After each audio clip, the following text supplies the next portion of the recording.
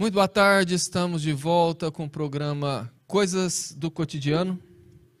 Hoje, a terceira parte com o tema Abortar, um direito ou um crime. Nesse programa nós responderemos as perguntas dos nossos ouvintes, e que foram muitas, mas estamos abertos para receber mais perguntas. Você pode enviar também dúvidas, sugestões, reclamações, sugestões de temas, direto para o nosso WhatsApp no 64996031234 ou para o nosso telefone fixo no 6430144009. Você pode deixar também no campo do chat da rede social que você está nos acompanhando.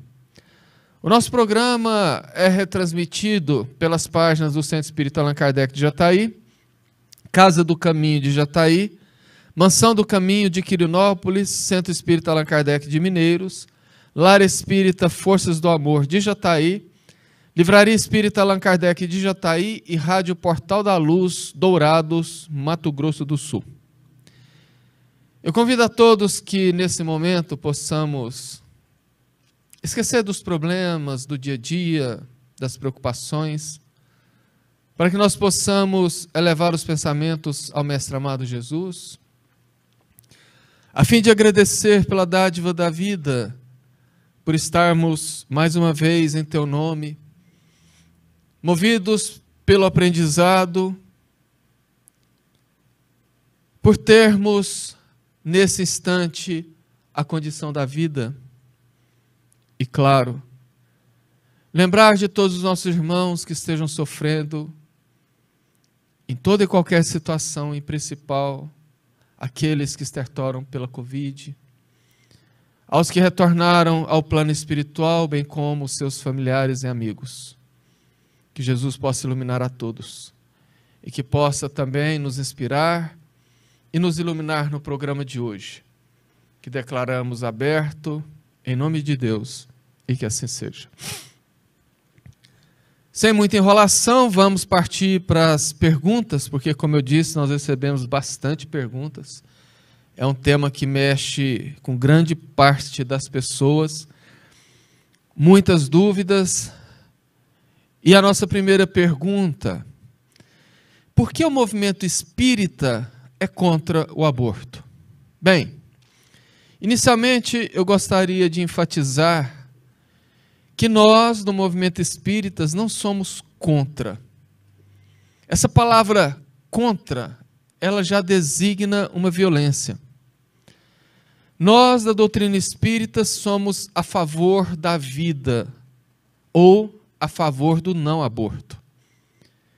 E nós somos a favor do não aborto justamente pelo conhecimento que os espíritos nos trazem acerca das condições espirituais e físicas que lançam e que são lançadas as pessoas que se envolvem, não só com aborto, como qualquer outro tipo de crimes.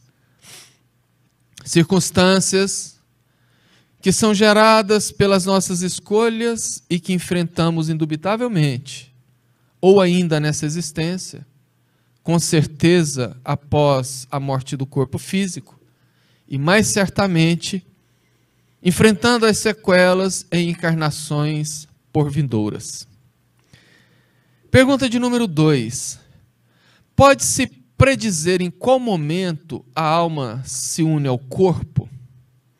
Bem, segundo o Livro dos Espíritos, na questão 344, onde Kardec pergunta: em que momento a alma une-se ao corpo?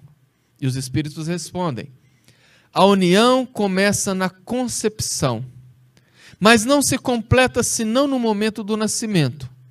Desde o momento da concepção, o espírito designado para tomar determinado corpo a ele se liga por um laço fluídico, que se vai encurtando cada vez mais até o instante em que a criança vem à luz. O grito, que então se escapa de seus lábios, anuncia que a criança entrou para o número dos vivos e dos seres de Deus.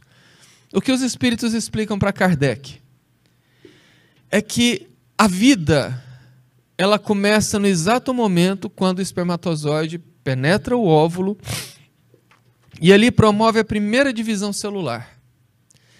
Naquele momento, o espírito que vai habitar o próximo corpo a ser formado já é ligado por um fio, que é um fio que uns chamam de fio de prata, outros de fio fluídico, mas é uma espécie de cabo energético que faz a comunicação entre o perispírito e o nosso corpo físico. A partir do momento que há o rompimento desse fio, acaba-se a vida física. Quando há, então, a concepção, ou seja, quando o espermatozoide penetrou o óvulo, o espírito já se vê ligado ao próximo corpo, e à medida que o feto vai desenvolvendo-se, o espírito também vai passando por uma mudança no seu perispírito, a fim de adotar a forma e o tamanho de bebê, para que ele possa, então, no nascimento, fazer o acoplamento. A vida surge na concepção, mas o espírito só se une ao corpo no momento do nascimento. Porque da mesma maneira que ocorre a gestação no corpo físico, ocorre uma espécie de gestação, ao contrário, também no corpo perispiritual. Pergunta de número 3. O aborto pode ser considerado um direito da mulher? Vejamos uma coisa muito importante. Diz o ditado popular que o meu direito, ele termina quando começa o direito do próximo. E isto é muito real quando se diz respeito ao aborto. Porque o direito da mulher vai até o limite do teu próprio corpo. Mas o feto que está se desenvolvendo no seu útero não faz parte do seu corpo.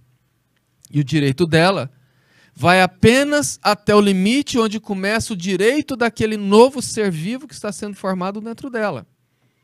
Que é uma outra vida, que terá um outro CPF, que tem outra personalidade. Portanto, a mulher, ela empresta o seu corpo para a geração de uma outra vida. E sobre essa outra vida, ela não tem nenhum direito e nenhuma condição de determinar o que vai ser ou o que não vai ser desse feto. A lei dos homens, ela pode ser manipulada. Ela pode ser alterada durante os tempos. Alguém pode dizer, não, mas em tal país a lei fala que a mulher tem direito ao aborto. Sim, existe isso, infelizmente, em pleno século XXI. Mas vamos lembrar aqui no nosso Brasil que há 133 anos atrás, a lei do país dava ao cidadão o direito de ter um escravo e fazer desse escravo o que ele bem quisesse. Ele podia açoitar, ele podia prender, deixar com fome, com sede, ele podia matar, podia cegar o escravo.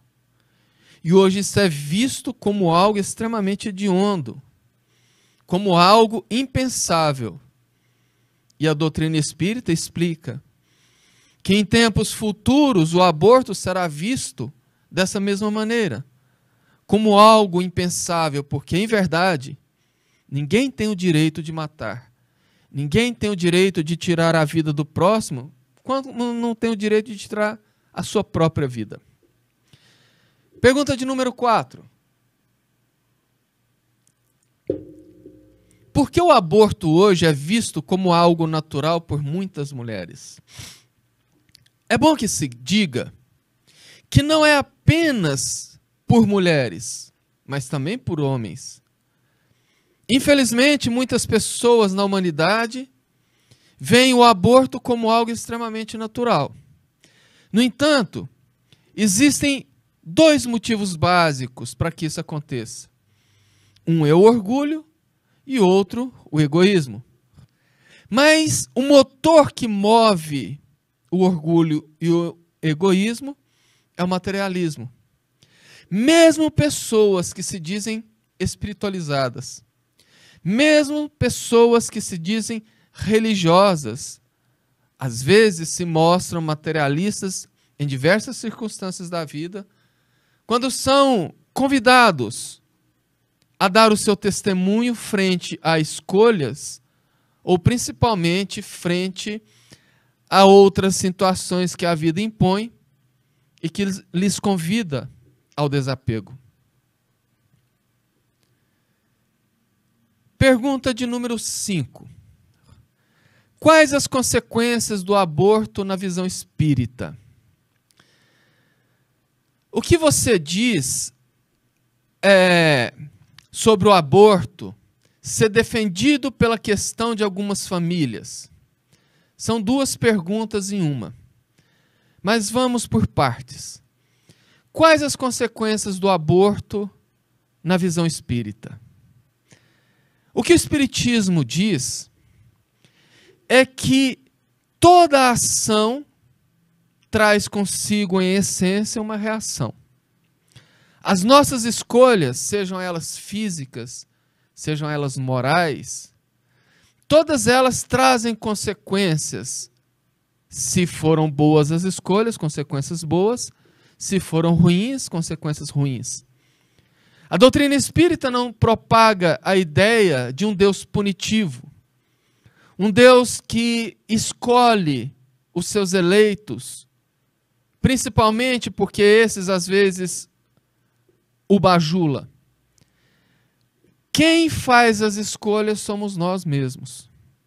E quando uma pessoa opta pelo aborto, ela está escolhendo um caminho duplamente complicado. O primeiro é a ação sobre o próprio corpo físico, no caso a mulher. O segundo problema é a ação sobre a vida de um novo espírito. Desculpem, a vida de um novo corpo, ou seja, de um espírito. Se nós soubéssemos a profundidade que é a programação de uma reencarnação, se nós soubéssemos a complexidade que é fazer a ligação de vidas para que determinado espírito possa ser acolhido no seio de uma família e ali promover as suas reparações, promover as suas experiências, eclodindo nas suas evoluções. E quando por uma escolha errada se separa, se corta, evita que isso aconteça, graves consequências advêm dessa escolha. Fisicamente falando, a mulher que pratica aborto, ela está agredindo o próprio corpo. O nosso corpo tem uma programação, o nosso corpo tem um funcionamento. E quando nós extirpamos uma parte do corpo, fazemos alguma agressão, o corpo reage. Se eu corto, por exemplo, o meu braço, promovo apenas um corte, o meu braço vai reagir com dor, com a demora da cicatrização, às vezes com uma infecção, e depois com as sequelas advindas disto. A mesma coisa se dá com o aborto. Mesmo que ele seja extremamente bem feito por uma equipe médica, tomando todos os cuidados com o procedimento, aquilo agride o corpo da mulher. E qualquer agressão no corpo reflete no perispírito, causando uma espécie de cicatriz no próprio perispírito. E sendo o perispírito um corpo semimaterial, ele necessita de uma reencarnação para poder se recompor ou para poder se cicatrizar.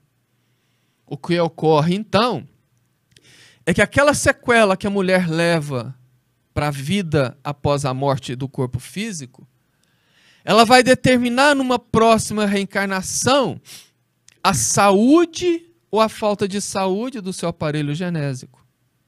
E, fatalmente, mulheres que praticam abortos reencarnam com deficiências ou dificuldades para engravidar, quando não impossibilitadas. Então nós vemos por aí muitas vezes mulheres lutando para ser mães, mulheres movimentando-se e gastando muito dinheiro, vivendo momentos emocionais muito sofridos por não conseguirem, frustrações.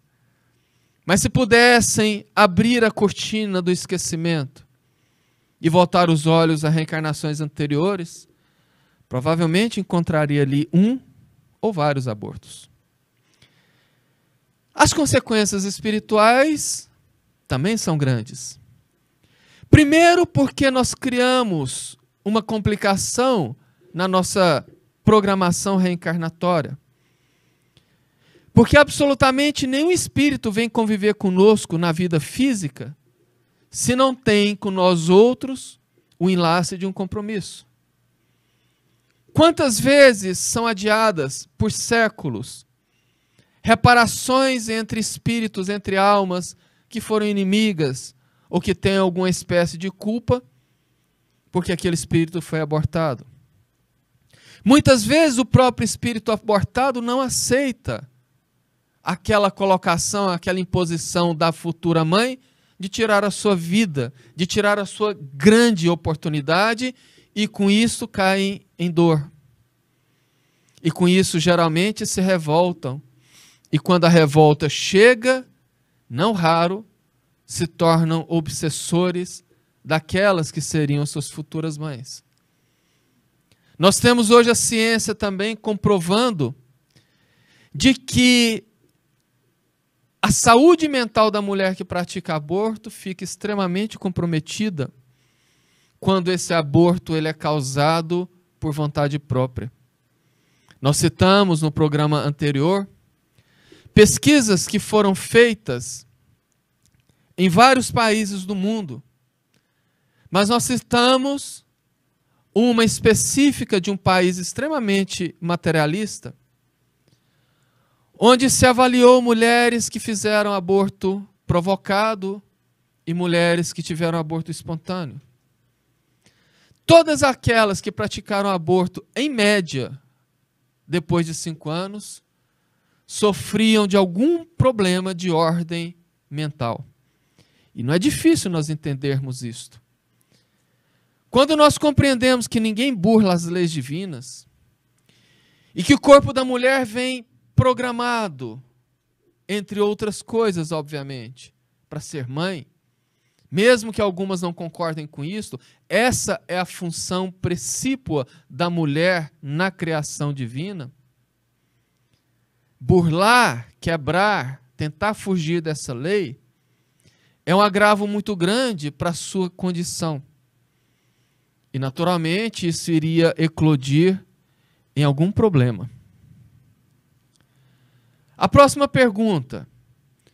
O que você diz sobre o aborto ser defendido pela questão de algumas famílias terem falta de condição financeira para criar os filhos?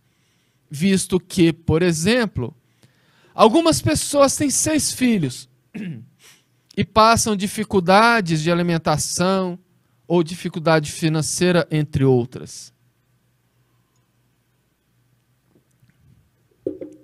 Eu respondo essa pergunta com uma outra pergunta. Qual seria a diferença, na prática, entre um desses 6 filhos que já vivem com a família e aquele filho que está se desenvolvendo no ventre? Defender o aborto para fazer esse controle de natalidade seria o mesmo que defender que se mate 1 ou 2 dos filhos para facilitar a qualidade de vida daquela família. Dizer que precisa liberar o aborto porque uma família de 5, 6 filhos está passando dificuldade financeira é a mesma coisa de dizer, então mate 2, 3 filhos, porque ficando a metade vai ter menos dificuldade financeira. Não há diferença nenhuma. O problema da maioria das pessoas é que ainda não conseguiram enxergar que aquele filho que está sendo gerado no ventre da mulher é um filho como qualquer outro, apenas está na fase inicial da sua vida. E ninguém tem o direito de ceifar aquela existência. Pergunta de número 6. Em caso de risco de vida da gestante, o aborto é permitido pelo Espiritismo? Bem, novamente eu gostaria de fazer uma correção, porque a doutrina espírita não permite e nem proíbe nada. O que a doutrina espírita faz é orientar, jogar luz sobre os chamados mistérios, trazer respostas lógicas, embasadas em ciência, embasadas em circunstâncias que se pode tirar à prova. E como o Espiritismo orienta, no livro dos Espíritos, na questão 359, Kardec pergunta: no caso em que a vida da mãe estaria em perigo pelo nascimento da criança, há crime em sacrificar a criança para salvar a mãe? Os Espíritos respondem: é preferível sacrificar o ser que não existe a sacrificar o ser que existe. Esta é a única situação que a doutrina espírita apoia o aborto. Porque, como os espíritos disseram, uma mãe já é uma vida física consolidada, já é um corpo que está já vivenciando a sua experiência na jornada reencarnatória. O espírito, ele ainda está ele ainda está tendo o seu futuro corpo formado. Se colocar uma situação onde há risco de vida para aquela mulher, risco real, é preferível que se mantenha a vida que já está consolidada do que tentar salvar a outra e perder as duas. Mas é muito bom que se diga e deixe bem claro que com a evolução da medicina na Terra, situações de gravidez que envolvem risco de vida da mulher são situações extremamente raras. A não ser salvo condições como, por exemplo, um acidente, onde, por um trauma, a mulher precisa extirpar aquele feto. Isso está dentro das raridades. Mas o que tem feito muito na medicina ultimamente é preservar a vida dos dois.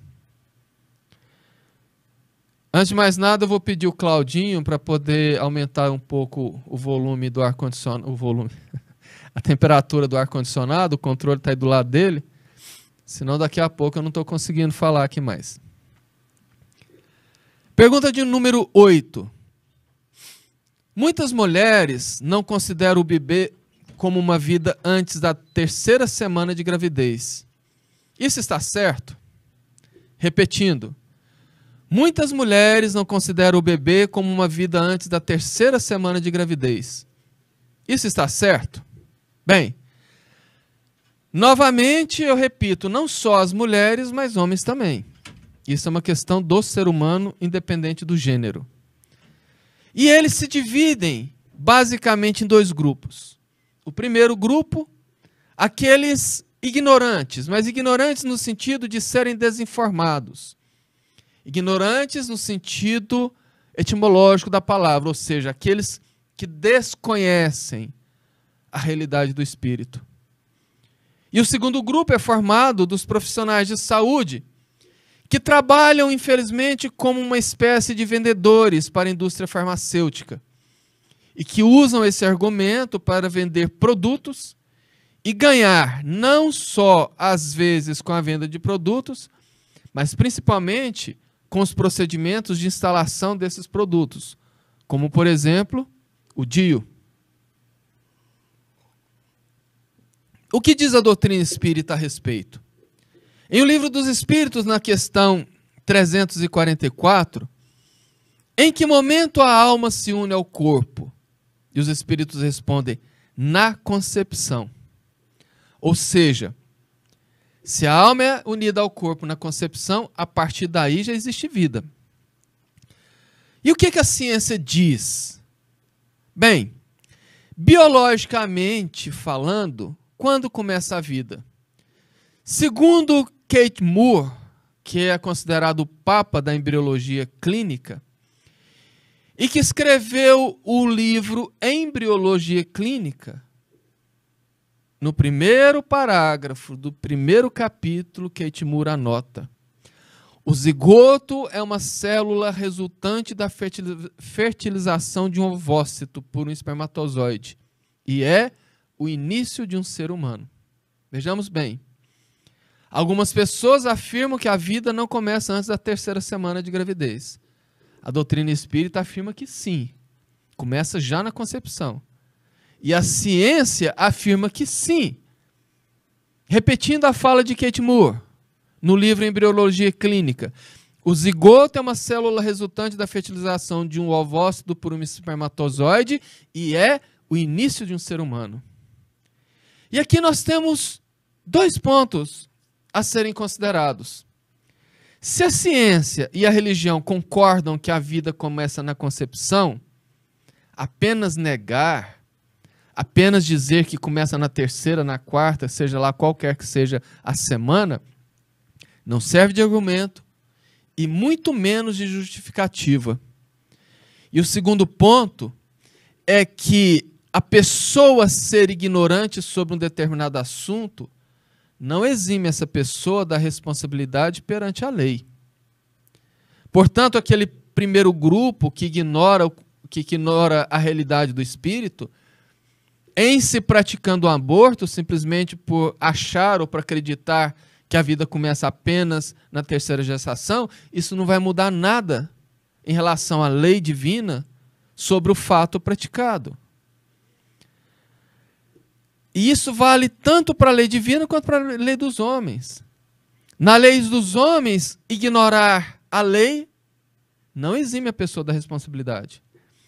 Imaginemos, por exemplo, que uma pessoa esteja trafegando por uma rodovia de pista dupla. E ao invés de ela chegar até o retorno para voltar, ela vê ali no canteiro um atalho marcado por pessoas que passam de carro ou de moto para lá para cá, e resolve fazer o contorno ali, e a Polícia Rodoviária Federal vê e o autua. Isso é contra a lei. Esse motorista alegar, pedindo, seu guarda, não me multa não, porque eu não sabia que isso não podia, eu não sabia que isso era proibido. Esse argumento vai fazer com que o guarda evite de multar a pessoa? Obviamente não. A obrigação dela é conhecer a lei antes de se jogar a fazer algo que existem normas, que existem leis. É a mesma coisa com a nossa vida. Nós precisamos parar com a infantilidade e sair da área do achismo, da área do ouvir falar, da área do alguém disse, e partir para a área do conhecimento. Porque chegando do lado de lá e se deparando com as doenças, se deparando com as consequências reais daquilo que fez, alegar desconhecimento ou dizer que o fulano disse, o cicrano disse ou que o médico disse, não vai eximir a pessoa da responsabilidade. Pergunta de número 9. O DIU é mesmo abortivo? Essa é uma questão que hoje gera um debate gigantesco. Nós temos, de um lado, pessoas e profissionais de saúde, principalmente, que afirmam que não, que o DIU não é abortivo. E nós temos, do outro lado, um grupo de religiosos que se juntam a um grupo de pessoas bem informadas que falam que sim, que o DIU é abortivo. Então, como que nós mediaríamos esse enfrentamento dos dois grupos? Com conhecimento. Vejamos. Segundo, calma, nós falaremos do conhecimento espiritual e do conhecimento da ciência. Primeiro, todo método anticoncepcional que permite a fecundação é abortivo. Isso com base na ciência, que fala que a vida começa na fecundação do óvulo. Isso com base na doutrina espírita, que fala que a vida começa na fecundação também. Então, se o método contraceptivo anticoncepcional permite a fecundação e a partir dali não se desenvolve a gravidez, esse método é abortivo. E o DIU é um método que permite a fecundação. É por isso que afirmamos que o DIU é abortivo. Mas vamos entender. Primeiro nós precisamos compreender como que funciona o DIU. De uma maneira assim muito simples, quase simplória. O DIU é um corpo estranho que, ao ser colocado ali na entrada das trompas no corpo da mulher, ele é reconhecido pelo organismo da mulher como um corpo estranho e o organismo da mulher reage contra aquele corpo estranho, promovendo uma espécie de inflamação que fecha aquela entrada. Fechando a entrada, não tem como o ovo, se foi fecundado, descer. O óvulo que seja. No entanto, esse fechamento ele é o suficiente para impedir a anidação, ou seja, que o ovo ou que o zigoto, que é o óvulo fecundado, desça para se prender na parede do útero e a partir dali desenvolver a gravidez, mas ele não impede que o espermatozoide, que é muitas vezes menor, passar e entrar nas trompas. Para isso existe um dispositivo que é o que eles se apegam, que é o caso do DIU de cobre, que vai liberando átomos de cobre que agiriam, em tese, é muito importante que se diga isso, que em tese agiriam de diversas maneiras para impedir a proliferação dos espermatozoides nas trompas e dificultar a fecundação. Aqui nós temos pontos a observar. Se ele age contra o espermatozoide para dificultar a fecundação, é porque reconhece-se que o DIU permite a fecundação, se permite abortivo. Porque ele não permite a anidação. Ele não permite que aquele óvulo fecundado desça para o útero para promover a anidação, que é a fixação, para o desenvolvimento da gravidez. Então, aquele zigoto vai morrer, porque ele não vai anidar. E se ele morre, ocorreu o aborto. Beleza, Carvalho. Só que o médico fala isso, a outra pessoa que vende o DIU fala isso, e o que eles falam é que não é assim. Pois muito bem. Eu tive o cuidado de buscar a bula de um DIU, e brasileiro tem o malveso de não ler bula. Eu tive o cuidado de buscar a bula de 2 dispositivos intrauterinos, que é o DIU. O primeiro é o DIU Optima TCU 380A, que é um DIU de cobre, bastante usado. E eu destaquei as partes da bula que eu vou ler, e que se alguém que estiver nos ouvindo não acreditar, que vá até na internet, que isso é de acesso público, busque a bula e confirma. Pode até voltar a gravação que fica disponível no nosso canal e acompanhando a minha fala, lendo a bula. Pois muito bem, o que está escrito? Dados disponíveis indicam que a efetividade anticoncepcional do dispositivo intrauterino de cobre é aumentada pelo cobre, que é liberado continuamente do fio e dos cilindros de cobre na cavidade uterina. O mecanismo exato, presta atenção nesse ponto. O laboratório que fabrica o DIU anota na bula. O mecanismo exato pelo qual o cobre metálico aumenta o efeito anticoncepcional de um DIU ainda não foi demonstrado. Isso está lá. Então, argumentar que o cobre aumenta o grau é uma falácia. Porque o próprio fabricante anota na bula. O mecanismo exato pelo qual o cobre metálico aumenta o efeito anticoncepcional de um DIU ainda não foi demonstrado. Continuando. O laboratório anota: existem várias hipóteses, entre elas a interferência com o transporte de esperma, fertilização e implantação. Existem várias hipóteses. Continuando. Estudos clínicos também sugerem que o DIU previne a fertilização devido ao número alterado ou falta de viabilidade dos espermatozoides. Estudos também sugerem. Ele não fala aqui que os estudos comprovam isto. Continuamos. De modo que o dispositivo intrauterino de cobre aliás, desculpem, de que modo o dispositivo intrauterino de cobre atua como anticoncepcional? O efeito anticoncepcional do produto é obtido através da liberação contínua de cobre dentro da cavidade uterina. Repetiu. Este interfere no número e no transporte de espermatozoides e dificulta a movimentação do óvulo através da trompa, impedindo a fecundação, ou seja, encontro do óvulo com o espermatozoide. O DIU, continua a bula, não evita a ovulação. Continua a bula. O DIU não evita a gravidez ectópica com o mesmo nível de eficácia que evita a gravidez tópica. Esse ponto é a chave. Na bula diz: o DIU não evita a gravidez ectópica com o mesmo nível de eficácia com que evita a gravidez tópica. Por que que ela evita a gravidez? O que é a gravidez tópica? É a gravidez no local errado, no local correto, ou seja, no útero.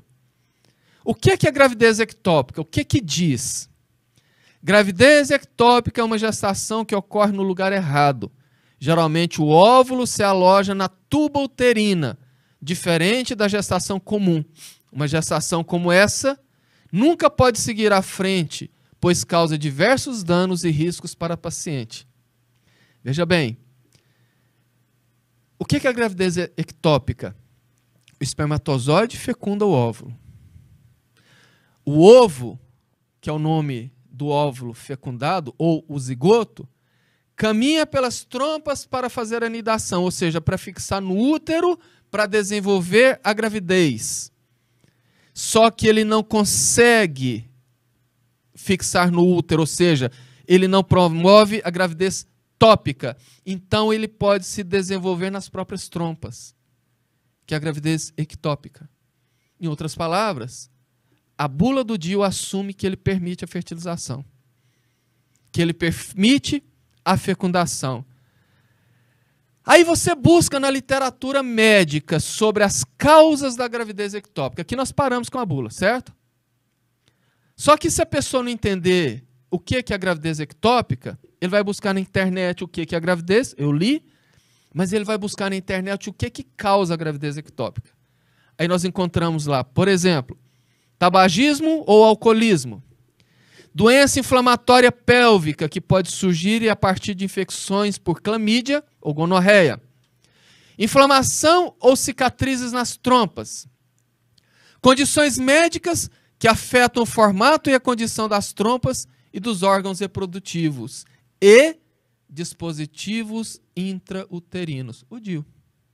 A literatura médica mesmo fala que o DIU promove a gravidez ectópica. E o que é a gravidez ectópica? É a gravidez fora do local correto. Porque o DIU está impedindo que o zigoto desça para o útero para anidar. Ou seja, ele é abortivo. Para que é mais claro do que isso? Só não vê quem não quer. Ou quem quer vender. E o interessante é que eu estive pesquisando, como eu disse, algumas bulas. E eu notei que algumas bulas já ocultaram essa informação sobre gravidez ectópica. Eles vêm com a bula do mesmo jeitinho, mas já ocultaram essa parte. Só que para quem sabe interpretar, atrás já está tudo explicado. Portanto, eles só tentam dificultar ainda mais para que os desinformados continuem desinformados e sem entender o método. Mas cada um. Esses que fazem isso na tentativa de ganhar milhões ou bilhões, com toda certeza responderão para a lei e todos, indubitavelmente, retornarão no futuro em dolorosas reencarnações para reparar os erros que causaram e que estão cometendo. E o fato, repito, da mulher alegar o desconhecimento não exime da responsabilidade. Porque hoje em dia a bula está lá, a pessoa compra, é só ler a bula. Hoje em dia, ouve-se outras pessoas dizerem, não tem um ditado popular que diz que onde há fumaça há fogo? Se tem uma pessoa falando ao contrário, ou várias principalmente, é bom que a pessoa tenha o mínimo de discernimento de ir atrás, averiguar, e não apenas negar. Não apenas enfiar a cabeça no buraco, igual as avestruzes dos desenhos animados, que enfiava a cabeça no buraco, julgando que apagava o mundo, que estava tudo resolvido. E não está. Então nós precisamos sim nos informar. Pergunta de número 10. Mulheres que não desejam ser mães e engravidam, mesmo com o uso de anticoncepcionais, qual seria a melhor qual seria a melhor opção? Repetindo. Mulheres que não desejam ser mães e que engravidam mesmo com o uso de anticoncepcionais. Qual seria a melhor opção? A melhor opção é ter o filho. É deixar a gravidez se desenvolver. Em qualquer circunstância, salvo aquelas que colocam em risco a vida da mãe, o aborto é crime aos olhos de Deus. E ponto final. Ah, mas eu não queria engravidar, eu estava tomando remédio. Bom, você estava tomando um remédio certinho? É o primeiro ponto. Porque, infelizmente, tem muitas mulheres adultas, principalmente, que se dizem responsáveis, que tomam injeção um dia depois, um dia antes, ou às vezes o comprimido em horário diferente, esquece no outro dia toma 2 e continua tendo relações sexuais como se nada houvesse acontecido, vai ter gravidez. Não lê a bula, compra a pílula anticoncepcional e não lê lá, por exemplo, que se ela tomou a pílula e tiver uma diarreia, o efeito da pílula está comprometido. Se ela tomou a pílula e teve vômitos, o efeito da pílula está comprometido. As pessoas não se informam. Hoje a informação, qualquer que seja, está disponível na palma da mão, em um celular, mas as pessoas não se informam. E depois não querem arcar com as consequências. Não adianta dizer que não sabia. Principalmente no século XXI e ainda mais no ano de 2021, onde hoje qualquer pessoa, mesmo aquela sem recursos financeiros, tem acesso à informação. Pergunta de número 11. O crime do aborto perante Deus é semelhante ao homicídio de um adulto? Pergunta interessante. O crime do aborto perante Deus, ou melhor, perante a lei divina, é semelhante ao homicídio de um adulto? Inicialmente, precisamos entender que, quando fazemos algo errado ou praticamos crimes, não fazemos contra Deus, mas contra nós mesmos. Nós fazemos contra nós mesmos em relação às leis divinas. E, nesse caso, a lei de causa e efeito. É importante deixar isso. Ninguém faz nada contra Deus. Nós fazemos contra nós mesmos. Mas, respondendo à pergunta, a maioria dos ouvintes, com toda certeza, esperam que nós respondamos que o aborto seria o crime mais hediondo, ou que, melhor, na redundância, né? Que o aborto seria o crime hediondo, ou o pior tipo de crime. No entanto, a lei divina não avalia apenas o fato. Apesar de ser um crime covarde e hediondo, onde o agredido, no caso o feto, não tem sequer uma chance de defesa, nós não podemos julgar nesse caso de comparação quem o comete. Pois nós não sabemos o que passa nos seus pensamentos e nos seus corações. A lei vai saber julgar.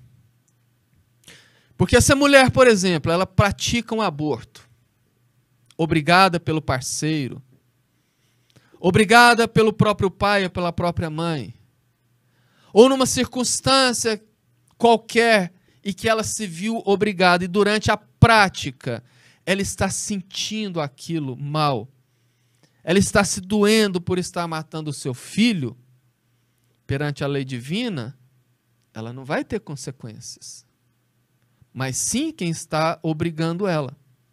Percebe? No entanto, se ela é obrigada a praticar um crime, no caso o aborto, mas lá no seu íntimo tem uma pontinha de alívio, uma pontinha de satisfação, ela já está comprometida. Ela já tem responsabilidade naquele ato, que vai ser medido, obviamente, pela proporção do seu desejo. Pergunta de número 12. Tem culpa aquele que ajuda no aborto? A família que concorda, os médicos, os enfermeiros e até quem vende remédios abortivos? Como sugere Joana de Ângeles, vamos substituir o termo culpa pelo termo responsabilidade. Em relação a qualquer mal, nos orienta a doutrina que nós temos responsabilidades, todos os envolvidos, mas de maneira proporcional à participação e principalmente à intenção. É o caso do exemplo anterior. Se a menina foi obrigada a abortar e não queria, e lutou contra aquilo e sofreu, a sua responsabilidade é uma. Agora, se ela teve um pontinho de alívio, se sentiu bem, feliz, aliviada, a responsabilidade dela é outra. A lei divina, como dito, avalia muito mais a intenção do que a ação propriamente dita. Mas é bom que se diga que nós não escondemos absolutamente nada de Deus. Não adianta dizer com a boca que está bem intencionado, se o coração fala outra coisa. Vamos tentar acelerar, que nós temos pouco tempo até o final do programa. Pergunta de número 13. Seria possível alguém abortar por influência espiritual, ou seja, pelas obsessões? Sem dúvida que sim.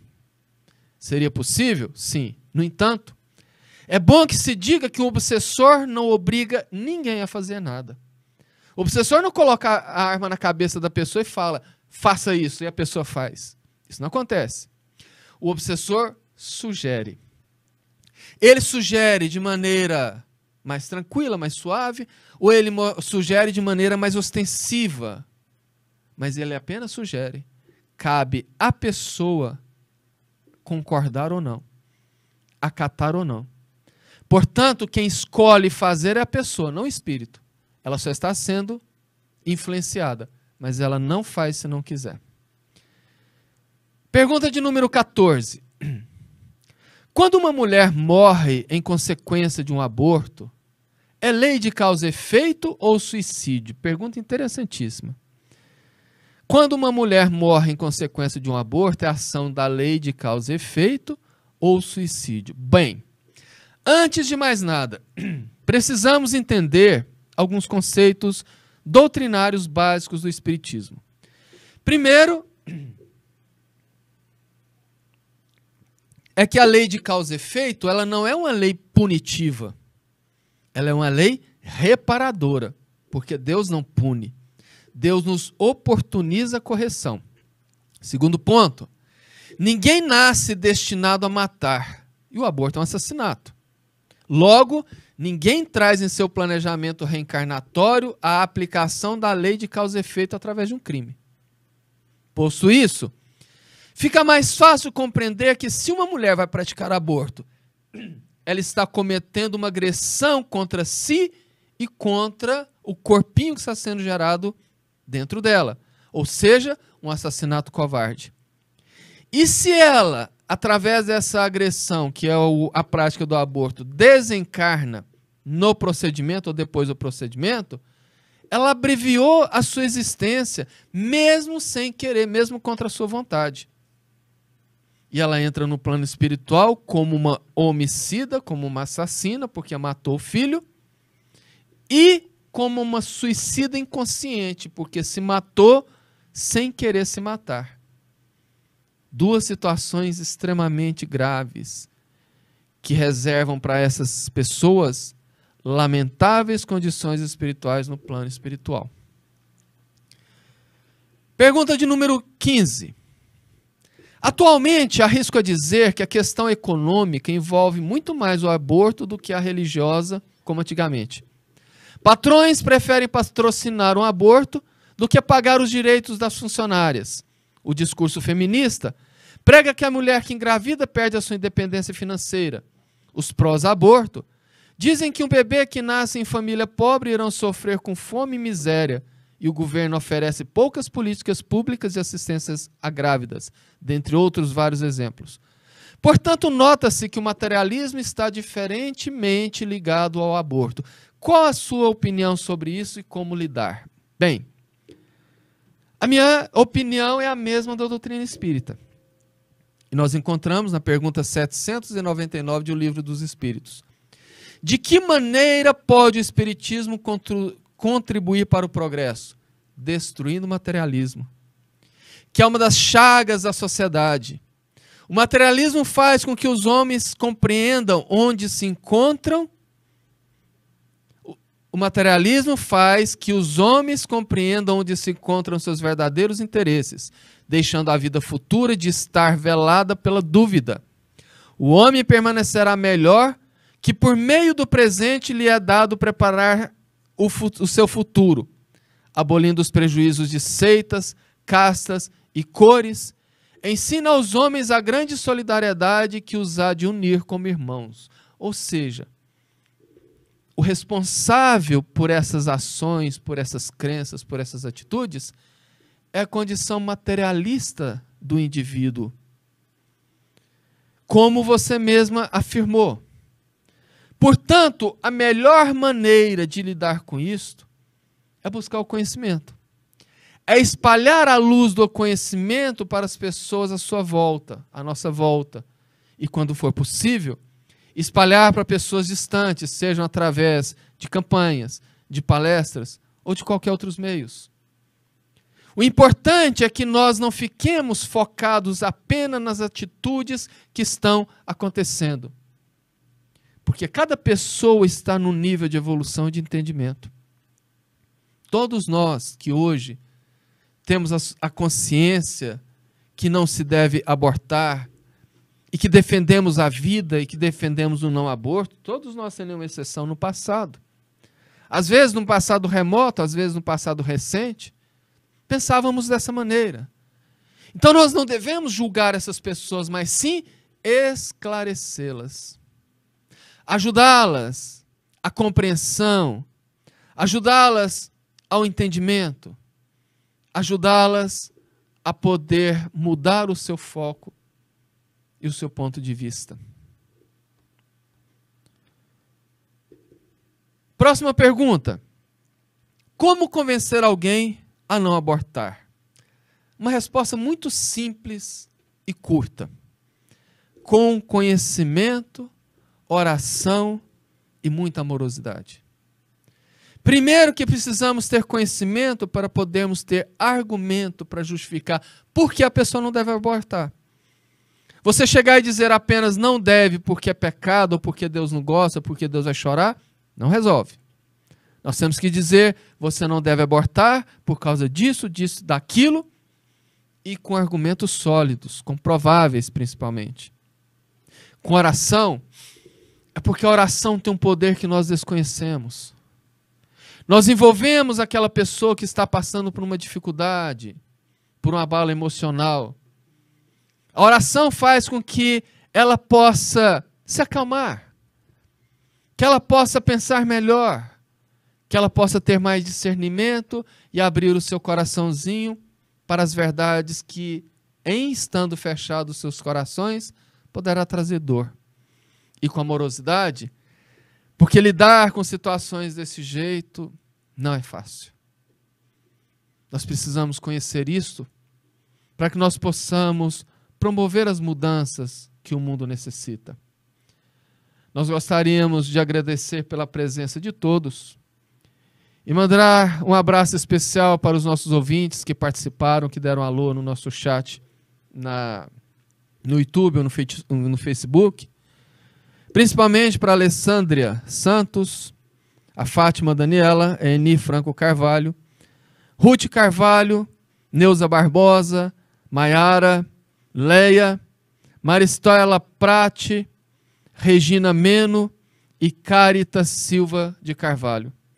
O nosso agradecimento, o nosso abraço carinhoso e pedimos a Jesus que possa nos iluminar a todos, que possa iluminar principalmente essas pessoas que ainda não despertaram para a realidade, uns, e aqueles que ainda estagiam no patamar onde a maldade, o desamor habitam seus corações.